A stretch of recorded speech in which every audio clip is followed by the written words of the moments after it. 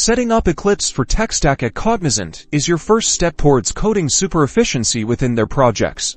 First, let's make sure you have Eclipse installed. If not, head over to the official Eclipse website, download the appropriate package, and install it on your system. Now launch Eclipse. You are greeted with the Workspace Launcher. Choose a workspace directory. Try to keep it separate. This is where all your Tekstac related project files will be stored. With Eclipse open, the first crucial step is configuring essential plugins. Navigate to the Eclipse Marketplace through the Help menu. Search for plugins specifically recommended by Cognizant for Tekstac projects. This often includes plugins for specific frameworks or technologies the team uses. Install these plugins. Next, let's tackle project setup. Right-click in the Project Explorer, select New, and then Project.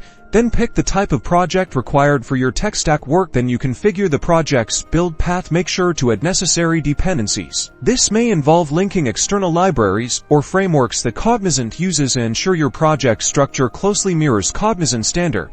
This improves collaboration. Crucially, configure your build settings. This covers aspects like compilation options, source folder locations, and output directories. This is where you will define how to compile and build your code. After finishing that, test your project by compiling basic sample code. Verify that all dependencies are properly resolved. Finally, configure your debugging environment. Set up your debugger and configure breakpoints. By double-clicking the line number, use Eclipse's robust debugging features to efficiently identify and fix problems within your code. Once completed, you're ready to start your Tekstac journey. Be sure to check with your Cognizant team for specific configurations. #Eclipse Setup #TKSDAC